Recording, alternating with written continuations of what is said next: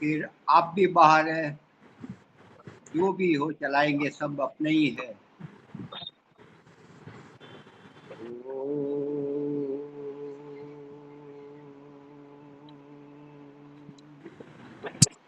सहना भवतु सहनौ भुनक्तु सह वीर्यं कर्वावहै तेजस्विना तु मा विद्विषावहै। ओम शांति शांति शांति। सबको सादर नमस्ते जी। आज प्रातःकाल उठा तो मैंने एक धुन की भजन अपने आप संस्कार है आई, तो वही मैंने आज तैयार कर दिया और अच्छा लगा, वो गाता हूँ। आओ मिल के विचार करे, आओ मिल के विचार के, पहले हम आप सुधरे फिर औरों का सुधार करे। पहले हम आप सुधरे फिर औरों का सुधार करे। बचे पाप की कमाई, बचे पाप की कमाई से, सदा शुभ कर्म करे रहे दूर बुराई से। सदा शुभ कर्म करे रहे दूर बुराई से। यहाँ सब रह जाएगा, यहाँ सब रह जाएगा, दिया हुआ हाथ से जो वही साथ निभाएगा। दिया हुआ हाथ से जो वही साथ निभाएगा। आओ मिल के विचार करे, आओ मिल के विचार करे। पहले हम आप सुधरे फिर औरों का सुधार करे। है सब मेहमान यहाँ, है सब मेहमान यहाँ, करके भलाई जो गए है उनके निशान यहाँ। करके भलाई जो गए है उनके निशान यहाँ। हम ऐसे ही काम करें, हम ऐसे ही काम करें, जब तक दुनिया रहे सूरज की तरह चमके। जब तक दुनिया रहे सूरज की तरह चमके। भगवान को याद करे, भगवान को याद करे। जीवन कीमती है नहीं इसे बर्बाद करे। जीवन है कीमती नहीं इसे बर्बाद करे। यही कामना सेवक की, यही कामना सेवक की, प्रभु हमें सुमति दो। यही भावना सेवक की, प्रभु हमें शक्ति दो। यही भावना सेवक की।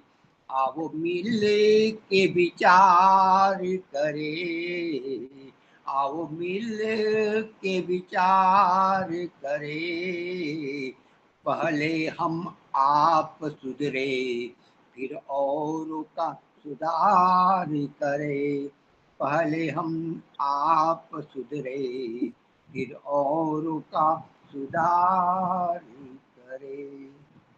धन्यवाद। बहुत बहुत धन्यवाद मुनि जी। जी, किसी को गाना हो तो एक और छोटा सा भजन ले सकते हैं। मैं ले लेता हूँ। रेशमा जी, आप लेना चाहते हो? नमस्ते जी, सबको सादर नमस्ते जी। जी लीजिए। एक भजन गा लेती हूँ आज। हाँ जी, आज एक भजन की तैयारी की है, गा लूं? हाँ बिल्कुल, गाइए गाइए, जरूर गाइए। ये आप गा रहे हैं? आप गाइए।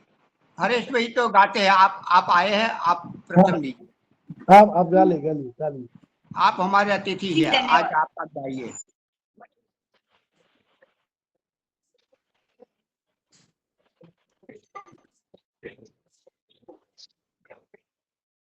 मन की गहरी अंधियारी में ओम का नाम दिए जैसा, मन की गहरी अंधियारी में ओम का नाम दिए जैसा, ओम का नाम दिए जैसा, मन की गहरी अंधियारी में ओम का नाम दिए जैसा,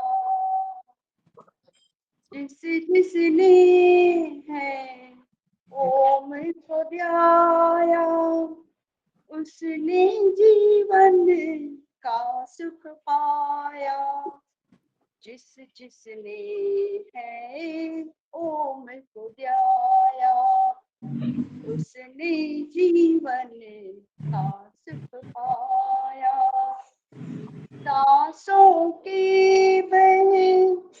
दीदारों में ओम का नाम दी जैसा, ओम का नाम दिए जैसा,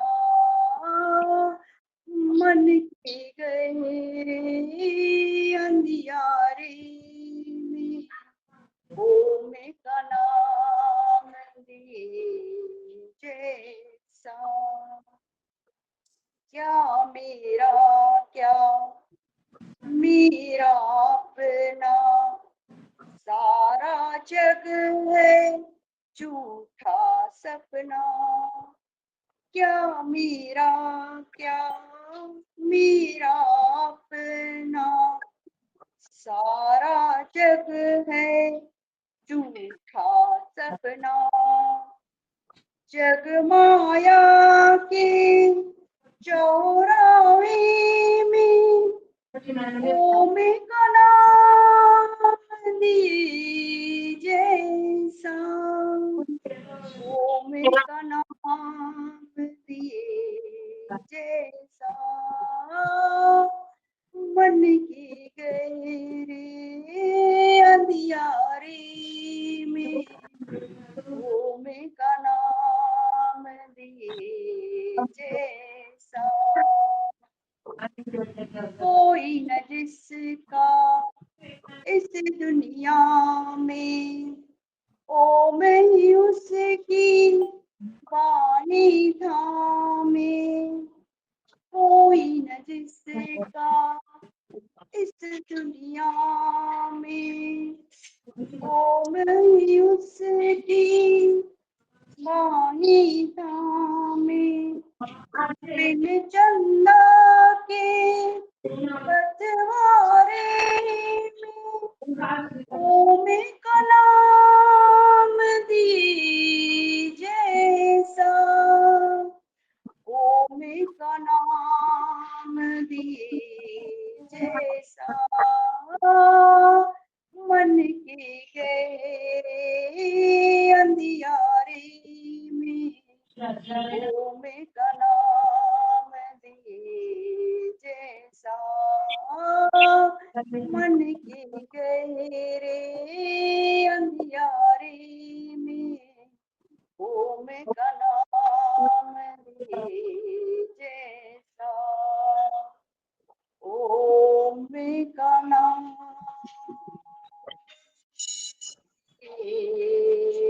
जैसा। धन्यवाद। बहुत बहुत धन्यवाद। बहुत बढ़िया जी। तो आज के हमारे वक्ता है भाग्येश जी आर्य, उनको मैं निमंत्रित करता हूँ, वो अपना वक्तव्य प्रारंभ करे, अपना मुख्य लक्ष्य बता दे, पवित्रीकरण मन का कैसे करे, वो सब बातें प्राथमिक जैसे आप बताते हैं बस वैसे आप बताते जाइए, हमारा पक्का हो जाए। धन्यवाद जी। सबको सादर नमस्ते जी। बहुत अच्छा भजन था, मुनि जी का भी और रेशमा जी ने भी बहुत अच्छा भजन गाया। मन के अंधियारे में ओम का दिया जला दें। तो हमारे विषय भी वही चल रहा है हमारा कि जब हम अपने जीवन के लक्ष्य की बात करते हैं तो हमारे जीवन का लक्ष्य है अत्यंत दुखों की निवृत्ति और सुख की प्राप्ति।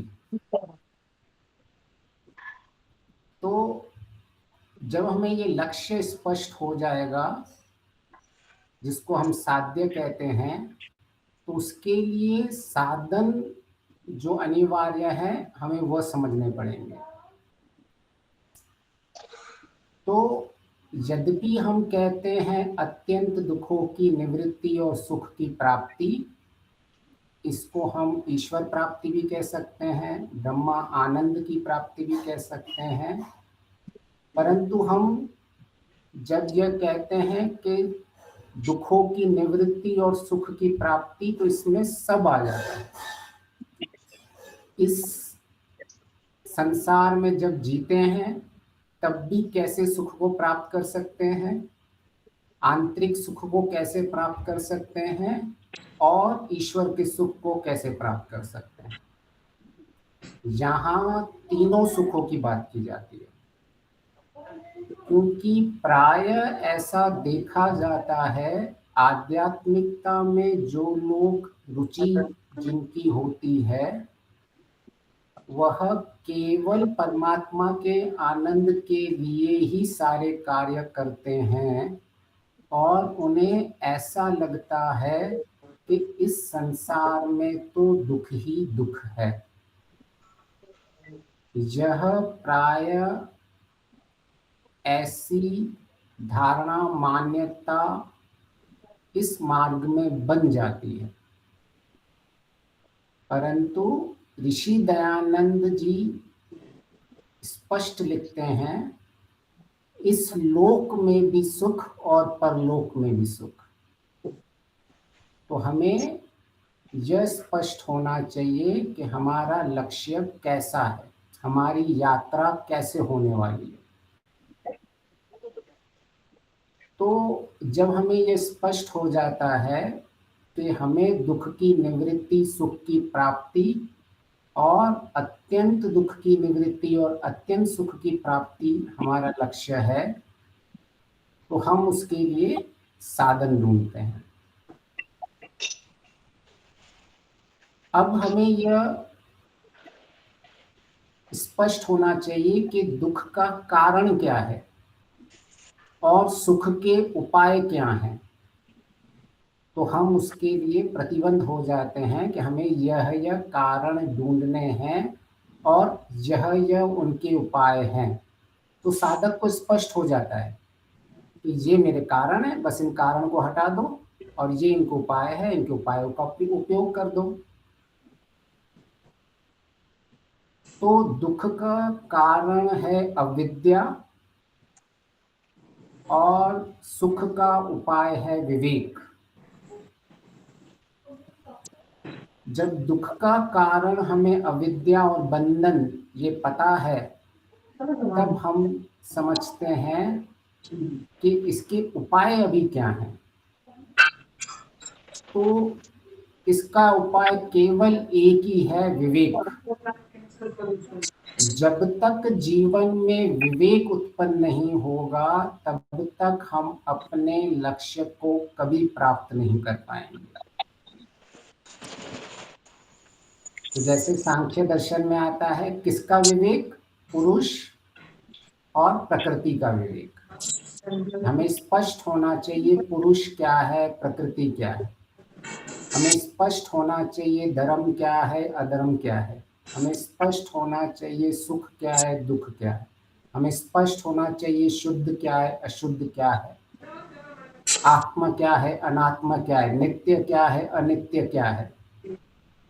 जब यह स्थिति बन जाती है तो हम दुख की निवृत्ति और सुख की प्राप्ति कर लेते हैं। अब हमें सरल रीति से समझना है कि मैं अपने साध्य को कैसे प्राप्त करूं। हमारा साध्य है अत्यंत दुख की निवृत्ति और सुख की प्राप्ति। तो ये एक यात्रा होती है। इस यात्रा में हम इस लोक में भी सुख प्राप्त करते हैं और अंत में ब्रह्म आनंद को भी प्राप्त करते हैं। तो इसी में अब हमारा विषय चल रहा था कि जब हमें साध्य को प्राप्त करना है, किसी भी साध्य को, केवल ईश्वर प्राप्ति की नहीं, किसी भी लक्ष्य को इस संसार में प्राप्त करना होता है, तो उसके लिए हमें साधन चाहिए होते हैं। इस साधन को समझना होता है कि साधन का प्रयोग कैसे करेंगे। तो हमारे लक्ष्य को प्राप्त करने का मुख्य साधन है ये मन। मन के द्वारा ही हम अपने लक्ष्य को प्राप्त कर सकते हैं, जिसको हम अंतःकरण भी कहते हैं। और उसको समझने के लिए हम मंत्र ले रहे थे, यजुर्वेद के मंत्र, शिव संकल्प के 6 मंत्रों का हमारा विवेचन चल रहा है। इन 6 मंत्रों में सारी साइंस छुपी हुई है कि कैसे हमारा मन काम करता है, मन का सामर्थ्य क्या है, कैसे मन का उपयोग किया जाता है, कैसे मन का प्रयोग किया जाता है, और इस मन से हम कैसे अपने लक्ष्य को प्राप्त कर सकते हैं। तो प्रायः जो हमें ये मन में अंधेरा लग रहा है, तो इसके लिए हमें ईश्वर का प्रतीक्षा नहीं करनी है कि इस मन के अंधेरे में एक दिन ईश्वर उजाला कर देगा। उसकी प्रतीक्षा नहीं करनी है। ईश्वर ने पहले से ही उस उजाले का पूरा मार्गदर्शन करके ही रखा है। उसका पूरा यजुर्वेद के तीसरे अध्याय से 1 से 6 मंत्रों में इसका पूरा प्रकाश देके ही रखा है कि कैसे हम इस मन का प्रयोग करके हम अपने लक्ष्य को प्राप्त कर सकते हैं। तो ईश्वर की विशेष कृपा है कि वह अपने भक्तों को पहले से ही सारी कृपा उनके ऊपर पड़ी रहती है। वेद के माध्यम से भक्तों के ऊपर कृपा होती है। हमें केवल उनको समझ के और अपने दुखों की निवृत्ति और सुख की प्राप्ति करते हैं। कई बार साधकों को ऐसा लगता है कि हम जब तक हमें कोई ईश्वर विशेष कृपा से कुछ ऐसा आएगा, कुछ ऐसा मिलेगा, हमारे जीवन में परिवर्तन होगा, तब तक प्रतीक्षा करते रहते हैं। परंतु ईश्वर प्रतीक्षा नहीं करवाता, वो पहले से ही सारी सुविधाएं देके रखता है, केवल हमें उसे समझना होता है। तो ये सहारा जो भी ईश्वर की प्रार्थना होती है ईश्वर की स्तुति होती है, ईश्वर की कृपा होती है, यह हमारे ऊपर पहले से ही सब होती है, पर हम अज्ञान के कारण उसको समझ नहीं पाते। कुछ ऐसा चमत्कार नहीं हो जाता किसी दिन बैठकर कि अचानक, जैसे टीवी सीरियल में बताते हैं ना कि अचानक किसको दर्शन हो गए, ऐसी स्थिति नहीं बनती है वैदिक में। वैदिक परंपरा में ईश्वर पहले से ही सारा पूरी सहायता बना के रखता है अपने साधक के लिए, और जो प्रार्थना होती है वह संकल्प होता है कि मैं ईश्वर जो आपसे प्रार्थना कर रहा हूँ उसका पुरुषार्थ पहले मैं करूँगा। पुरुषार्थ जब अत्यंत हो जाता है तब हमें अपना उस पुरुषार्थ का फल मिलता है। तो स्तुति, प्रार्थना, उपासना, संध्या, यह कैसे हमारे मस्तिष्क में परिवर्तन करती है, कैसे हमारे मन को इतना शक्तिशाली बना देती है कि हम अपने जीवन के सारे लक्ष्य को प्राप्त कर लेते हैं। जिसको यह जीवन का सीक्रेट पता चल जाता है, जिसे यह पता चलता है कि इसकी कुंजी क्या है, इसका केंद्र बिंदु क्या है, उसे एक बार अगर ये पता चल गया तो यह वैदिक धर्म को कभी नहीं छोड़ता। वह वैदिक पद्धतियों को अपने जीवन का एक बाग बना देता है, क्योंकि अब वो किसी ऐसी स्थिति की प्रतीक्षा नहीं करता है कि एक दिन उसका जीवन सुधर जाएगा। उसका हर दिन जीवन में बदलाव, उसका हर दिन जीवन उत्कर्ष से भरा रहता है। तो हम उस रहस्य को समझ रहे थे जो ईश्वर ने वेद के माध्यम के मंत्रों से दिया हुआ था, कैसे इस मन को इतना शक्तिशाली बना दे कि यह मन हमारे जीवन के लक्ष्य को प्राप्त करने के लिए पूरी तरह से प्रतिबद्ध हो जाए। तो अब तक हमने 3 मंत्रों को देखा, 3 शिव संकल्पों को देखा। हमने यह चर्चा की कि प्राय लोग कहते हैं कि सुबह प्रातः काल की स्थिति बहुत अच्छी रहती है, हमारे जीवन में सारा दिन कैसे हम बिताएंगे उससे पहले हम अपनी प्रातः काल को ठीक कर देते हैं। तो यह ऐसा ही होता है कि हम बहुत सारी दिनचर्या करते हैं, हमारे दिन में बहुत सारे कार्य होते हैं, परंतु उन कार्यों के लिए जो सामर्थ्य चाहिए, जो शक्ति चाहिए, वह ऊर्जा हम सवेरे संध्या से ले लेते हैं और उस ऊर्जा का केंद्र बिंदु हम उससे पिछली रात को ही बना देते हैं।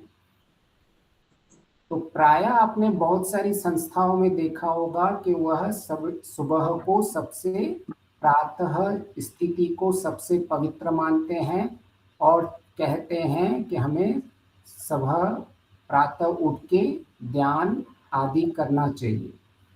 परंतु ऋषि दयानंद इतने साइंटिफिक थे, उन्होंने कहा पहले उसकी पिछली रात ही आपको निर्भर करेगी कि आपका आने वाली सुबह और दिन कैसा जाएगा। तो यह जो रात के संकल्प हैं जो हम सोने से पहले लेते हैं, यह डिसाइड करते हैं, यह हमारे जीवन को दिशा देते हैं कि जब आप प्रातः उठोगे तो आप ऐसा क्या करोगे जिससे आपकी दिनचर्या सुखमय और दुख की निवृत्ति के अनुकूल हो जाए।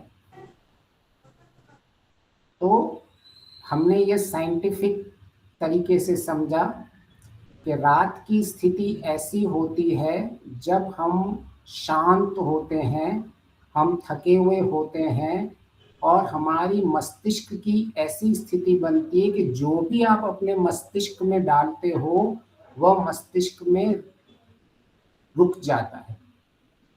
इसको कहते हैं सबकॉन्शियस माइंड में डेटा को डालना। तो यह सोने से पहले और तुरंत उठने के बाद, इन दोनों स्थितियों में हमारा मस्तिष्क जो होता है उसकी साइंटिफिक स्थिति ऐसी होती है कि वह मस्तिष्क में सबसे ज्यादा अपने आप में ग्रहण कर सकता है। तो इसीलिए ऋषियों ने रात को और सवेरे उठ के ही इन मंत्रों के लिए विधान किया है। तो जब हम इनको अपने मस्तिष्क को सक्रिय करते हैं, अपने मस्तिष्क में ऐसी चीजें डालते हैं जिससे हमारे निर्णय और हमारे जितने भी कर्म हैं वह शुद्ध होते जाते हैं। तो हमने देखा, अब तक समझा कि रात के जो संकल्प के मंत्र हैं वह कैसे हमारा जीवन बदल देते हैं। तो अब तक 3 मंत्र हैं, किसी को याद है? सबसे पहला मंत्र का संकल्प क्या था? हमने 3 संकल्पों को किया था। किसी की हानि करना, हाँ, तो लीला माता जी ने सही बताया। सबसे पहले का संकल्प था किसी की हानि की इच्छा युक्त न हो। तो अब ऋषि ने यह वाला संकल्प क्यों दिलाया हमको? इस संकल्प के पीछे क्या ऐसी स्थिति थी जो मन की स्थिति हमारी बनने से हम और भी अपने जीवन में सफल हो जाते हैं। तो किसी भी लक्ष्य को जब प्राप्त करना होता है, किसी सिद्धि को प्राप्त करना होता है, तो यह मंत्रों ने स्पष्ट किया कि मन जिसके वश में है वह विद्वान, और मन जिसके वश में नहीं है वो अज्ञानी और अविद्या युक्त होता है। तो जीवन की कसौटी क्या है कि मैं ज्ञानी हूं या नहीं हूं? वह कसौटी कभी नहीं बनेगी कि मैंने इतने शास्त्र पढ़ लिए, मैंने इतने सारी परोपकार के कार्य कर लिए। कसौटी ज्ञानी विद्वान की हर समय वही बनेगी जब जितना जिसका मन वश में है। तो ज्ञान और अज्ञान, मैं ज्ञानी हूं या नहीं, इसकी कसौटी हमें स्पष्ट ईश्वर ने कर दी। तो हमें अभी यह स्पष्ट होना चाहिए। कई बार हमें यह लगता है कि इतना ज्ञान होते हुए भी हमारे जीवन में परिवर्तन क्यों नहीं होता, इतना ज्ञान विद्या होते हुए भी हमारी दुखों की निवृत्ति क्यों नहीं होती है। उसका मुख्य कारण यही है कि हमें पता ही नहीं है कि हम ज्ञानी हैं या नहीं। तो सबसे पहले ईश्वर ने यह स्पष्ट कर दिया अपने साधकों के लिए कि आपके ज्ञान विद्या इसकी कसौटी क्या रहनी चाहिए। उसकी कसौटी एक ही है, जिनको हमने वश में कर दिया तो हम विद्वान, हम ज्ञानी। अगर मन हमारे वश में नहीं है तो हम अज्ञानी और मूर्ख हैं। बहुत ही सिंपल। ईश्वर की में कोई कॉम्प्लेक्सिटी नहीं है। बहुत ही साधकों को सिंपल तरीके से ईश्वर समझाता है। तो सबसे पहले तो साधक के लिए ये स्पष्ट कर दिया कि भाई आपको दुख की निवृत्ति अज्ञान हटने से होगी और उसका उपाय विवेक है। तो सबसे पहले ज्ञान क्या है, विवेक क्या है, ये स्पष्ट कर दिया कि हमें पता चल जाए कि मैं वास्तव में ज्ञानी हूं या नहीं हूं, मैं वास्तव में विद्वान हूं या नहीं हूं। तो उसकी कसौटी स्पष्ट कर दी। तो जब हमें पता चल गया कि मेरा मन वश में हो रहा है नहीं हो रहा है, तो इसीलिए ही मैं दुख की निवृत्ति हो रही है या नहीं हो रही है, सुख की प्राप्ति हो रही है या नहीं हो रही है, सीधा सीधा आपको इसका निर्णय ले सकते हो। नहीं तो प्राय साधक के वर्षों निकल जाते हैं केवल इसका उत्तर ढूंढने में कि मैं इतना ईश्वर का भक्त हूँ, मैं इतना यज्ञ करता हूँ, मैं इतने हवन करता हूँ, मैं इतने पुस्तक पढ़ता हूँ, मैं इतने विद्वानों के संग रहता हूँ, तो मेरे जीवन में दुख की निवृत्ति हो क्यों नहीं रही है, मेरे जीवन में सुख प्राप्त हो रहा क्यों नहीं है। तो इसका सीधा सीधा ईश्वर उत्तर दे देते हैं कि आपका मन वश में नहीं है।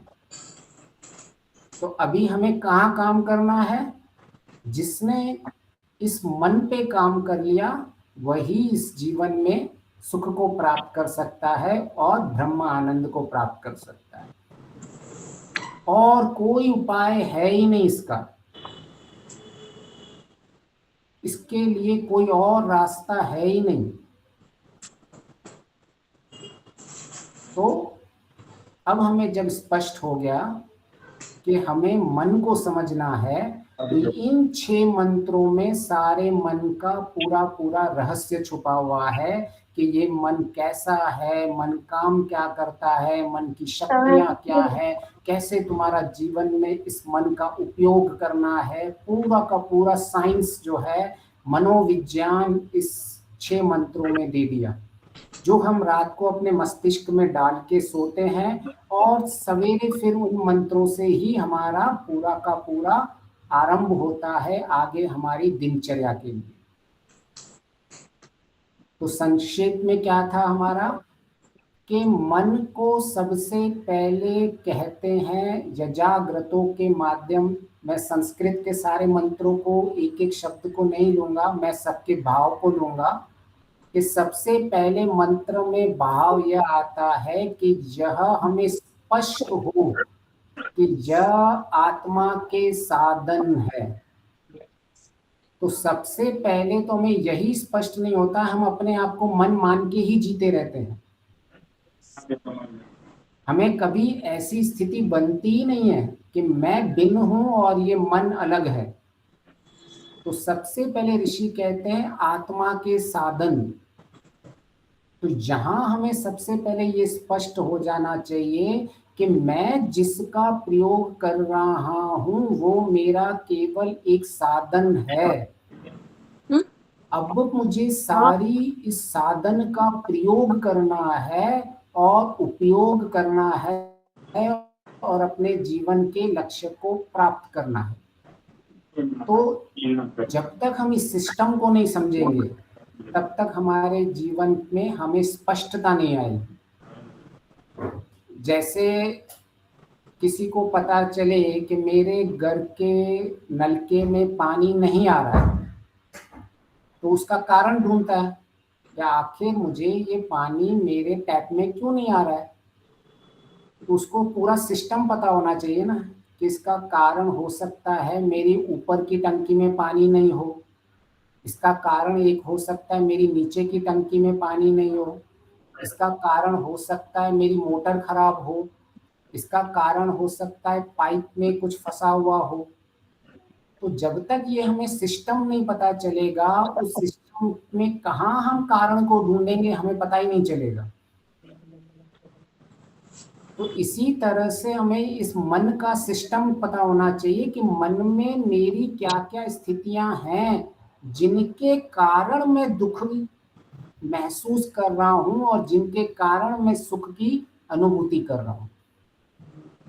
तो सबसे पहले तो साधक को यह बार बार स्पष्ट करना पड़ेगा कि मैं बिन हूं और मेरा मन बिन है, यह मेरा साधन है। अब इस साधन का मुझे उपयोग करना है। और संकल्प क्या लिया है? शिव संकल्प किसको कहते हैं? अपने और दूसरों के अर्थ कल्याण के लिए संकल्प।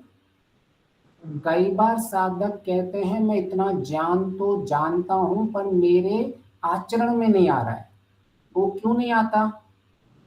क्योंकि हमने मस्तिष्क को अभी तक समझा नहीं है, ये मस्तिष्क कैसे काम करता है। इस मस्तिष्क के लिए हमें संकल्प की आवश्यकता होती है।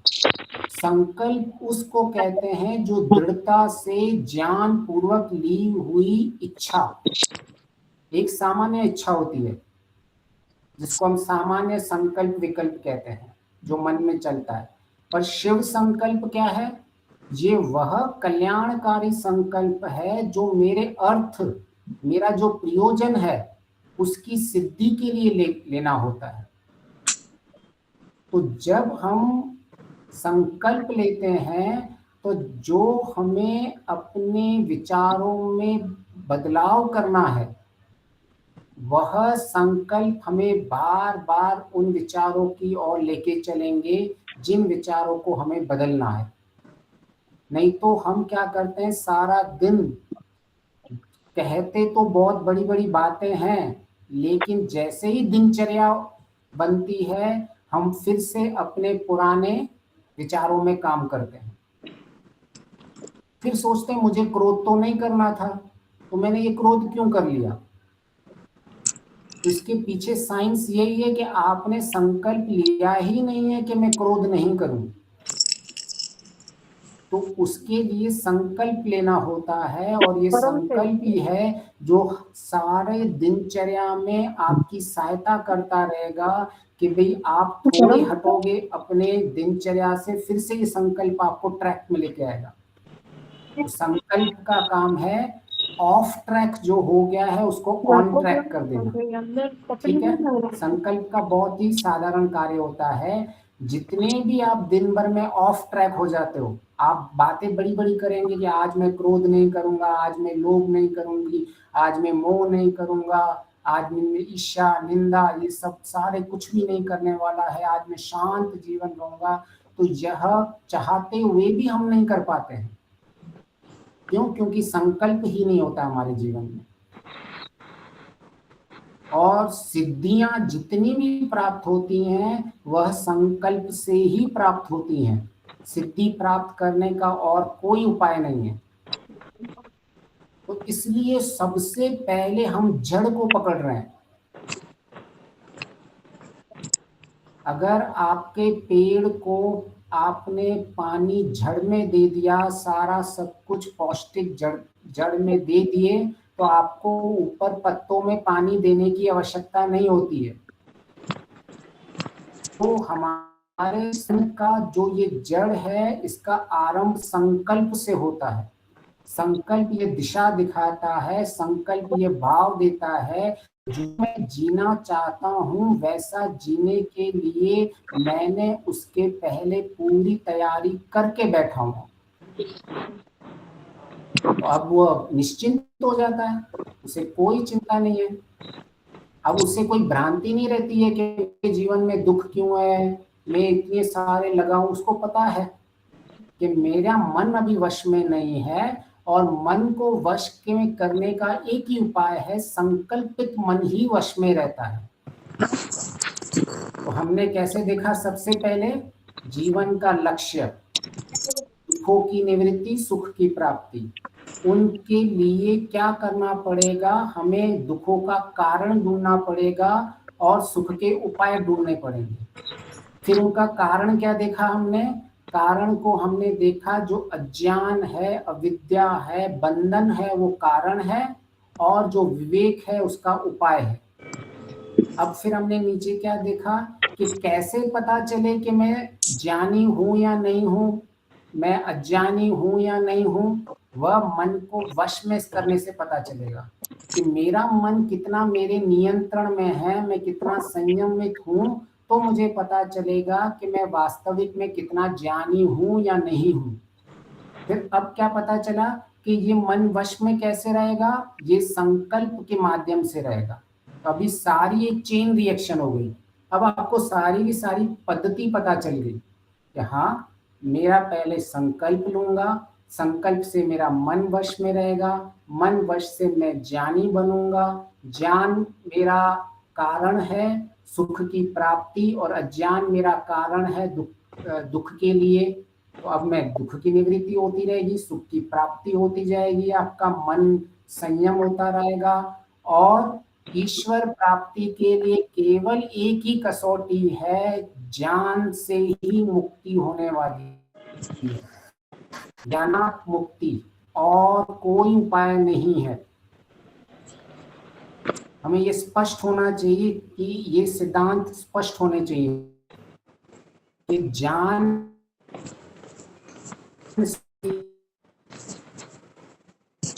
को प्राप्त कर सकता हूं। तो जितना जितना अज्ञान कम होता जाएगा, जितना जितना ज्ञान बढ़ता जाएगा, उतना उतना दुख की निवृत्ति, सुख बढ़ती जाएगी और हम अंतिम स्थिति में जब विवेक ख्याति हो जाएगी, जब अंतिम ज्ञान की स्थिति आ जाएगी, तब हमें अंतःकरण की शुद्धता आ जाएगी। और उसी स्थिति में ऋषि कहते हैं ईश्वर प्राप्ति का सबसे उत्तम उपाय है अंतःकरण की शुद्धता।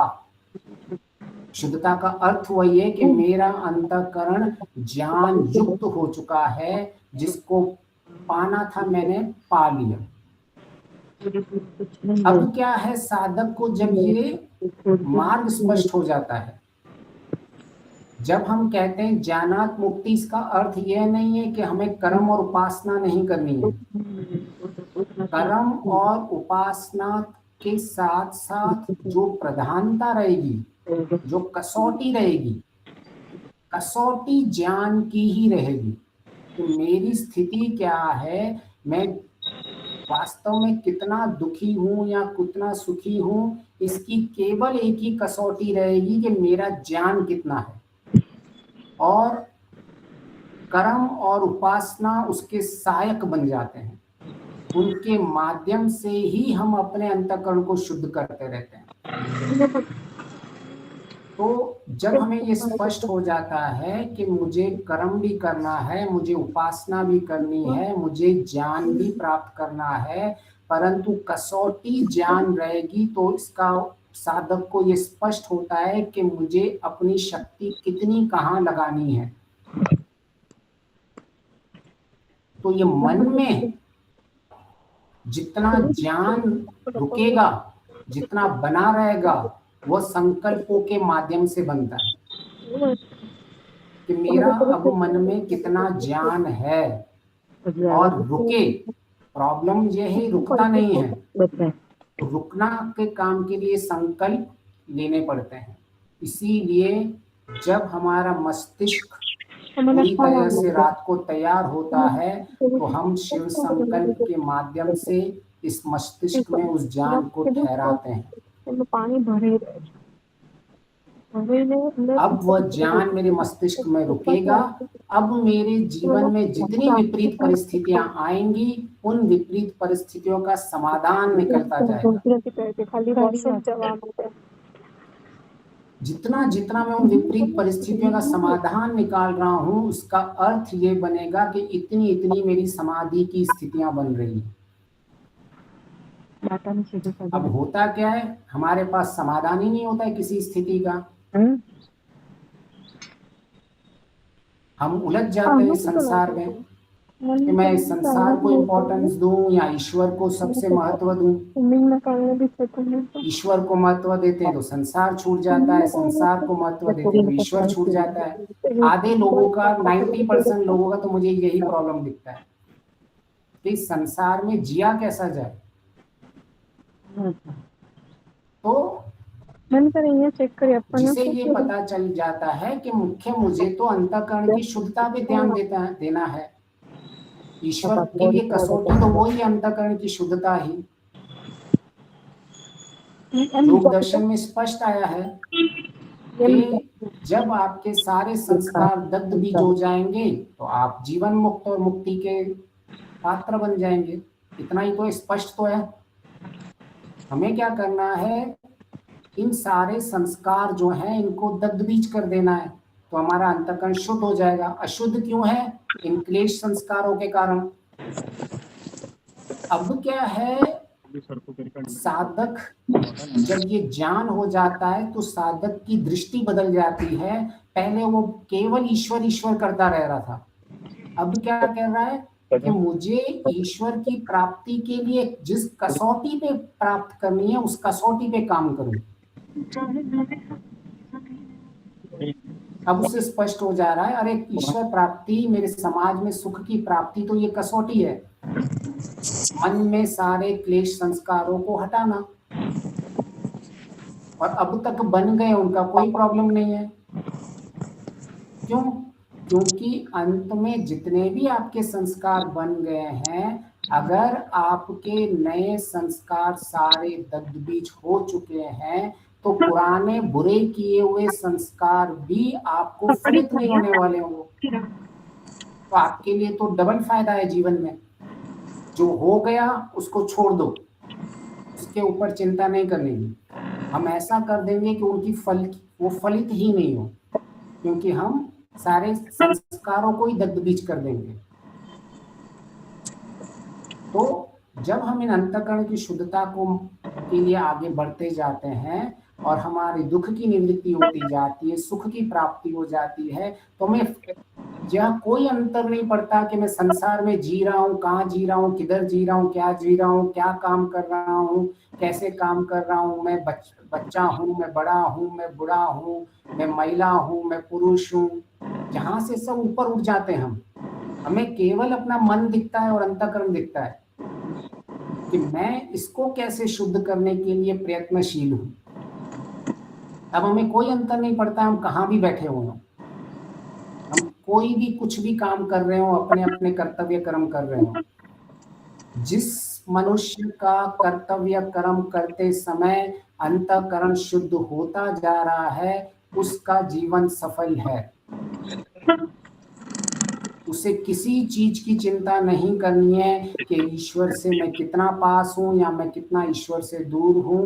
अंतःकरण की शुद्धता ही कसौटी है कि हमारी कितनी स्थिति बन रही है और हम जीवन में कितने आगे बढ़ रहे हैं। इतना सरल ईश्वर ने कर दिया, लेकिन हम इतना कॉम्प्लेक्स बना देते हैं चीजों को, बहुत कॉम्प्लेक्स बनाते रहते हैं अपने मस्तिष्क में कि मैं ये करूं या वो करूं, वो करूं या ये करूं। तो जब हम इस सरलता से समझ जाते हैं तो हम केवल एक ही लक्ष्य बन जाता है हमारे जीवन का, मेरे संस्कारों में परिवर्तन। कई सालों तक साधक भिन्न चीजें अपने मस्तिष्क में बना के बैठता है कि मैं उपासना कर रहा हूं, अभी तक मुझे तो कोई फायदा ही नहीं हो रहा है। कई लोग कहते हैं कि मैं संध्या कर रहा हूं, मुझे तो कोई लग रहा ही नहीं है कि मेरे जीवन में कोई विशेष ईश्वर की कृपा हो रही हो। कैसे होगी? जब मूल में ही हमारा ज्ञान अज्ञान युक्त होगा तो हम आगे कितनी भी सीढ़ियां चल जाएं, हमें मूल में प्रयत्न करना है और परिवर्तन करना है। मूल ये पूरा का पूरा मूल संस्कार है। कितनी भी मेहनत कर ले हम, जब तक इन संस्कारों के ऊपर हमारी दृष्टि नहीं बनती है तो किसी भी चीजों का फायदा नहीं होने वाला हमको। और हम बाहर से तो बड़े बड़े कार्य कर रहे हैं, लेकिन आंतरिक स्थिति में कोई ध्यान नहीं है हमारा। जब साधक को यह पता चल जाता है कि मुख्य तो मेरा काम संस्कारों पर करना है, तो उसी को ही कहते हैं तीसरी आंख का खुलना। उसकी ज्ञान दृष्टि उत्पन्न हो जाती है। अब वो परोपकार का काम करेगा, उसके पीछे भी देखेगा मेरे संस्कारों पे क्या अंतर हो रहा है। जब वो संध्या ध्यान करेगा तब भी देखेगा कि मेरे संस्कारों में कैसे परिवर्तन हो रहा है। जब स्वाध्याय करेगा तब भी देखेगा कि मेरे संस्कारों में कैसे परिवर्तन हो रहा है। तो जिस दिन ये रहस्य जिसको पता चल जाता है, उसका जीवन सुखमय हो जाता है। इस लोक में भी सुख और परलोक में भी सुख।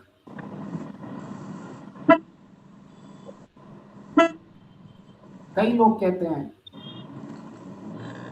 कि कैसे हम इस जीवन में सुख प्राप्त करके और अंतिम सुख को भी प्राप्त करें। ऋषि दयानंद जी वेद का मंत्र स्पष्ट करता है, ओम शंभवाय च मयोभवाय च शंकराय च मयस्कराय च शिवाय च शिवतराय च। तीनों तरह के सुख, शिव शंकर शंभु, मंगल कल्याणकारी इन तीनों तरह के सुख के आप अधिकारी बन जाते हैं जिस दिन ये रहस्य पता चल गया। तो बस संस्कारों का ये केंद्र बिंदु बन जाना चाहिए, केवल इतना ही है, तो हमारा जीवन कोई भ्रांति नहीं रहती। संध्या करते हैं तो संध्या कैसे संस्कारों में परिवर्तन करती है ये स्पष्ट होना चाहिए। ये मंत्र हैं, ये संस्कार कैसे परिवर्तन करने ये स्पष्ट होने चाहिए।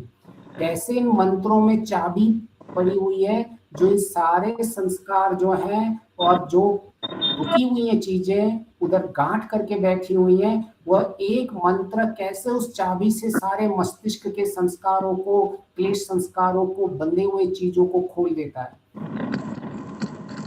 जिस दिन एक मंत्र भी आपको सही सही पता चल गया, आपका जीवन बदल जाएगा।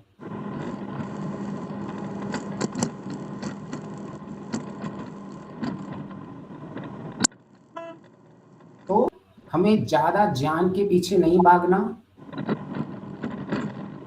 ऋषि दयानंद जी ने बहुत ही सरलता से रात के मंत्र बनाए हुए हैं, सरलता से प्रातःकालीन मंत्र बनाए रखे हुए हैं, संध्या के मंत्र हैं, हवन के मंत्र हैं। इतना कर दो बहुत है जीवन में, और देखो फिर सुख कैसे बढ़ता है जीवन में। साक्षात सुख दिखेगा आपको। आपके आसपास जीवन, सबका जीवन प्रतिकूलताओं से भरा होगा, लेकिन लोग देखेंगे आप कैसे मुस्कुरा रहे हो। होगा ऐसा। पहाड़ जैसे दुख भी हम सहन कर लेते हैं। इतना मन का बल बढ़ जाता है, आत्मबल इतना बढ़ जाता है।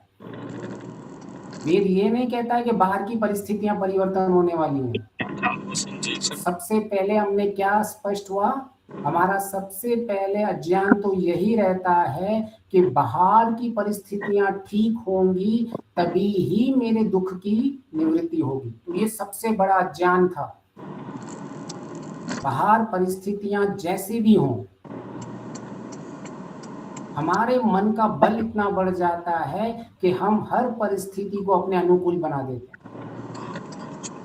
आपके साथ जो होगा, आपका साथी होगा, वह विचलित हो जाएगा, वह उपद्रवी हो जाएगा, उसका मन विचलित हो जाएगा, उसके कार्य विचलित हो जाएंगे, लेकिन उसी परिस्थिति में आप एक ठहराव में रुके हुए, क्योंकि आपने अपने संस्कारों पे, मन पे नियंत्रण करके रखा है।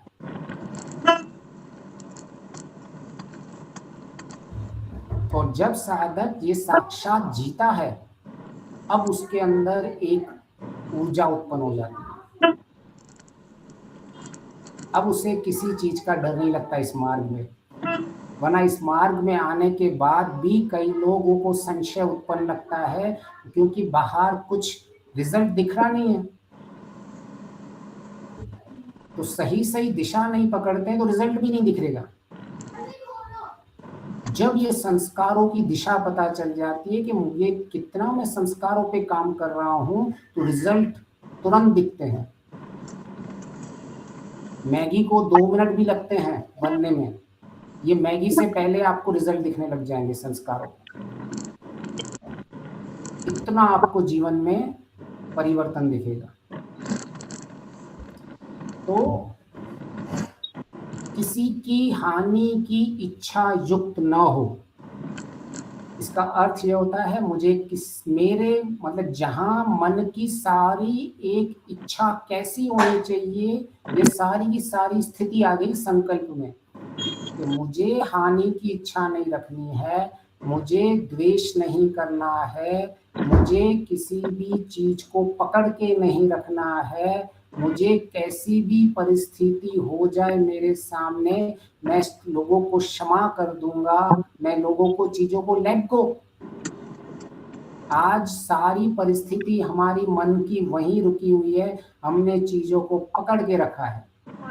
जिसको बोलना था वो तो बोल के चला गया, जिसको करना था वो करके चला गया। लेकिन हमने मन में उसको पकड़ के रखा हुआ है। तो पहले ही संकल्प लेना किसी की हानि की इच्छा युक्त हो, इसलिए नहीं कि हमने उसको छोड़ दिया, इसलिए कि मेरे मन को मैंने शुद्ध कर दिया, इसलिए क्योंकि मैंने अपने अंदर द्वेष के संस्कार निकाल लिए। मुझे केवल मेरे मन की स्थिति से मतलब है, मुझे बाहर नहीं इंटरेस्ट है। तो ये जो संस्कार हमारे बने हुए हैं, इस संस्कारों से जो हमारा व्यक्तित्व बन जाता है, इसी को ही अहंकार कहते हैं, ईगो, अभिमान। ये सब कुछ जो है ये संस्कारों से बना हुआ है। जैसे जैसे आप संस्कारों को तोड़ते जाओगे, आपका ये अभिमान टूटता जाएगा और आप अपने खुद के वास्तविक स्वरूप में आते जाओगे। इस संस्कारों के कारण हम अपने वास्तविक स्वरूप में, दृष्टा भाव में आ ही नहीं पाते हैं, साक्षी भाव में आ ही नहीं पाते हैं। तो सबसे पहले मंत्र में क्या, आत्मा का साधन, इसका अर्थ मैं आत्मा हूं, मैं साक्षी भाव से इस मन की क्रियाओं को देख रहा हूं, इस मन के अंदर संस्कार हैं, वह आलंबन जैसे ही आते हैं तो मेरे संस्कार पुराने उठ जाते हैं। अभी इन संस्कारों को संयम में रखना, वश में करना ही मेरा मुख्य केवल लक्ष्य बचता है। वो पहले ही मंत्र में स्पष्ट कर दिया ईश्वर ने। अभी किसी ने बहुत सारा ज्ञान प्राप्त नहीं किया हो, इस पहले ही मंत्र में उसको जीवन का रहस्य पता चल जाता है। अब ना मुझे दाएं देखना है, ना बाएं देखना है, ना ऊपर ना नीचे, स्पष्ट पता चल गया कि मुझे कार्य क्या करना है और मुझे कैसे प्राप्त होगा। अब हम जब ये मन को, ये रात को सोते हैं, तो हमने क्या सोना है कि मेरे साधन अभी निष्क्रिय हो रहे हैं। हम सोते हैं तो कैसे लोगों को बोलते हैं कि मैं सोने जा रहा हूं, ऐसा कहते हैं ना। वास्तव में हम सोने नहीं जा रहे हैं, हमें क्या बोलना है कि ये मेरे साधन अभी निष्क्रिय हो रहे हैं। ये सारे मेरा मन जो है, जो इसीलिए क्या कह रहा है, जागते भी जो दूर दूर तक जाता है और जो सोते हुए भी दूर दूर तक जा रहा है, और फिर मैं सुषुप्ति को प्राप्त करता हूं। तो मुझे ये स्पष्ट हो रहा है कि मैं अलग हूं और ये मेरे साधन अभी निष्क्रिय हो रहे हैं। अब जैसे ही हम सवेरे उठेंगे तो आप सीधा का सीधा आप उसी भावनाओं से उठोगे कि मेरे अभी साधन सक्रिय हो गए, मुझ में कोई अंतर नहीं आया। साधन निष्क्रिय और साधन सक्रिय। अब जिसको यह स्पष्ट हो गया कि सारा जो मेरा काम है इन साधनों पे काम है और मैं दृष्टा भाव हूं, मैं साक्षी भाव हूं, तो अब उसकी दिनचर्या सबसे अच्छी जाएगी, क्योंकि उसको स्पष्ट हो रहा है कि मेरे जो मन में जितनी भी परिस्थितियां बिगड़ रही थी उनको अब मैं नियंत्रित कर दूंगा। आलंबन आएगा, कोई मेरा अपमान करेगा, कोई मेरी निंदा करेगी, कोई मेरा बात नहीं मानेगा, लेकिन मुझे ये स्पष्ट हो चुका है कि ये संसार को मैं नियंत्रण नहीं कर सकता। कोई भी परिस्थिति मेरे नियंत्रण में 100% कभी नहीं हो सकती। और हमने वही समझा कि मन को समझे, मन कभी भी बाहर नियंत्रण 100% कभी नहीं कर सकता। मन में वो सामर्थ्य है ही नहीं, न किसी आत्मा में वो सामर्थ्य है कि 100% सब जगह नियंत्रित कर सके। आप किसी को सपोर्ट कर सकते हैं, आप किसी की सहायता कर सकते हैं, आप किसी को मोटिवेट कर सकते हैं, बस इतना कर सकते हैं। उससे ज्यादा आपके नियंत्रण में कुछ भी नहीं है। इसलिए साधक क्या करता है, सारी की सारी शक्ति जहां नियंत्रण है वहां लगा देता है, तो हमारा नियंत्रण हमारे अंदर आ जाता है। ये सबसे पहले परिवर्तन साधक में होता है। जो उसकी शक्ति बाहर जा रही थी, अब वो शक्ति सारी अंदर लगाता है। सबसे पहले परिवर्तन साधक में ये आता है। तो अब तक हमने समझा कि मन कैसे हमारा साधन काम करता है, और उसको कैसे हम लेके आगे बढ़ सकते हैं, इसके लिए किसी का कोई प्रश्न है तो हम पहले वो प्रश्न लेके और आज का आगे फिर हम और संकल्पों लेंगे और अपने जीवन में देखेंगे कि कैसे ये हमारे जीवन को परिवर्तन करता है और हम कैसे अपने जीवन में आगे बढ़ सकते हैं। हाँ जी गणेश भाई जी। हाँ, नमस्ते आचार्य जी। जी जी जी। चिंता होती है तो नींद नहीं आती है तो वो साधन निष्क्रिय नहीं होता है। हाँ जी हाँ जी। तो यह चिंता के कारण हमारे जो भी स्थिति बनती, संसार तो परिवर्तनशील है, यह मेरा शरीर परिवर्तनशील है, यह मेरे आसपास सारी चीजें परिवर्तनशील है। मैं किसी को नियंत्रण कर ही नहीं सकता, न मैं इस शरीर को क्षीण होने से बचा सकता हूँ, न कहीं मेरे परिवर्तन से कहीं जीवन में रुकावट कर सकता हूँ। तो जब ये सब वैसे ही छूटने वाला है तो मैं चिंता किस चीज की कर रहे हो आप? किसी चीज को पकड़ने में आपकी ताकत हो, सामर्थ्य हो तो फिर चिंता कीजिए, आप खूब चिंता कीजिए। न आप अपने शरीर को हमेशा के लिए रख पाओगे, वो दिन भर दिन क्षीण होता जा रहा है। न आपके पास जो साधन है उसको हर बार रख पाओगे, वो क्षीण होता पा रहा है। न आपके साथ जो साथी है उनको आप रख सकते हो, वो भी क्षीण होते जा रहे हैं। किसी को आप पकड़ तो वैसे ही नहीं सकते हो, तो चिंता किस चीज की है? चिंता करने के लिए मुझे ये स्पष्ट होना चाहिए ना कि मेरे नियंत्रण में है, मेरा धन मेरे नियंत्रण में है, मेरे रिश्तेदार मेरे नियंत्रण में है, मेरा शरीर मेरे नियंत्रण में, कुछ भी आपके नियंत्रण में नहीं है। तो जो चीज आपके नियंत्रण में है ही नहीं तो उसकी चिंता क्यों कर रहे हो आप?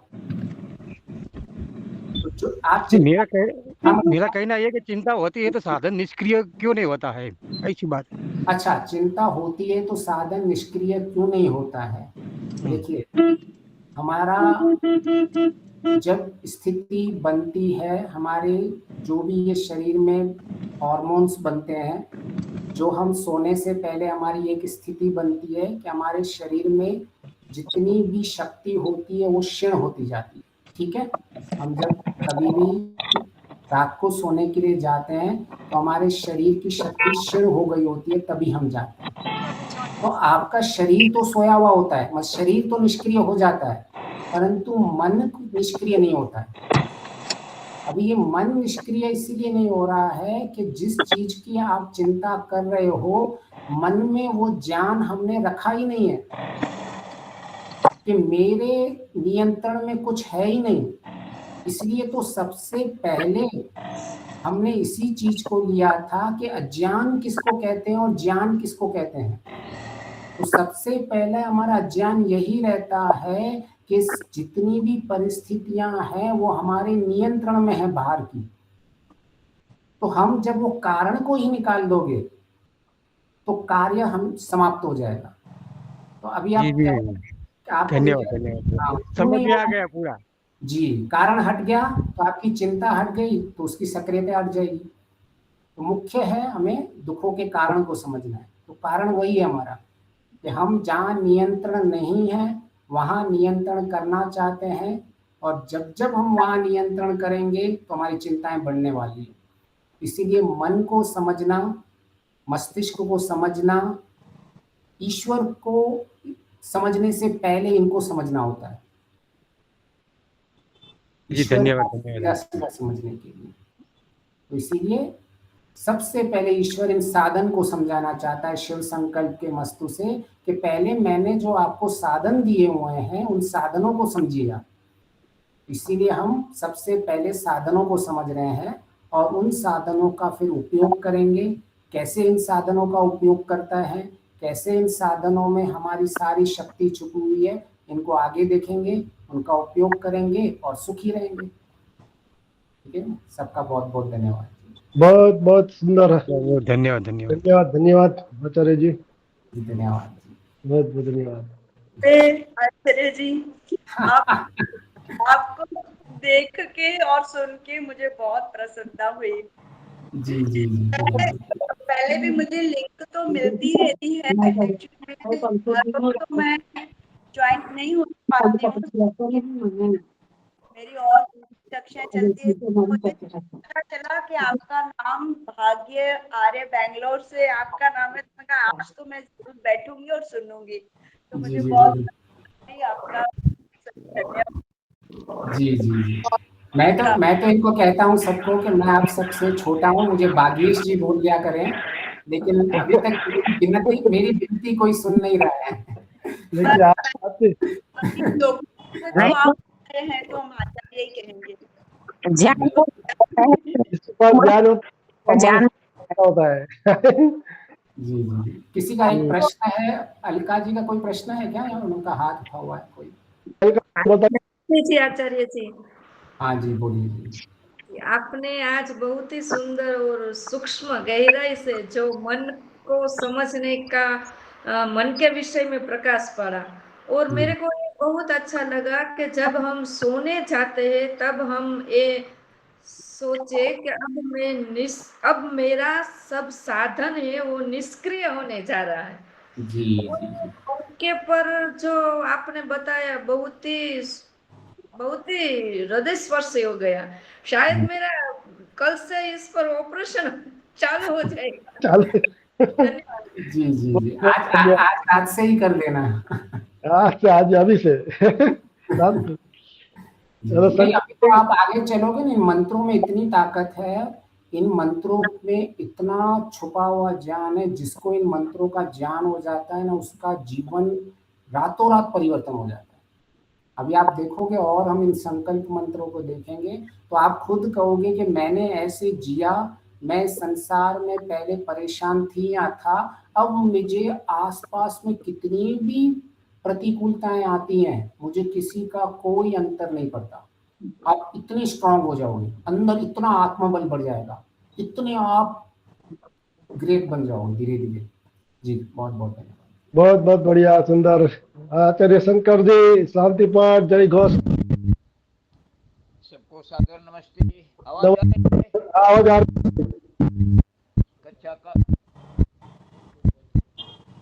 कक्षा का समापन सांझ पर हो जय घोष से। पहले शांति पाठ।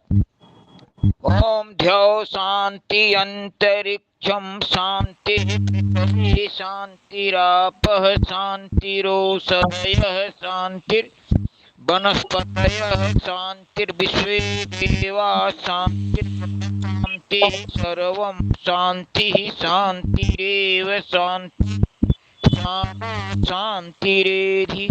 ओम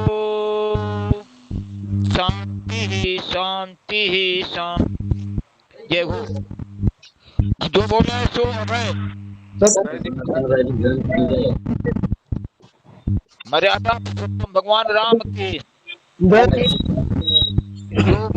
योगराज भगवान कृष्ण की, सूर्य गुरु नित्यानंद की, सृष्टि की,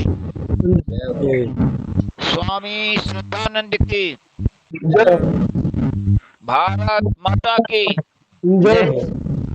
गौ माता की, देश के हर शहीदों की,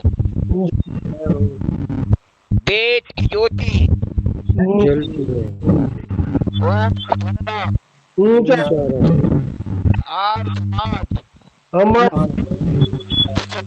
प्रकाश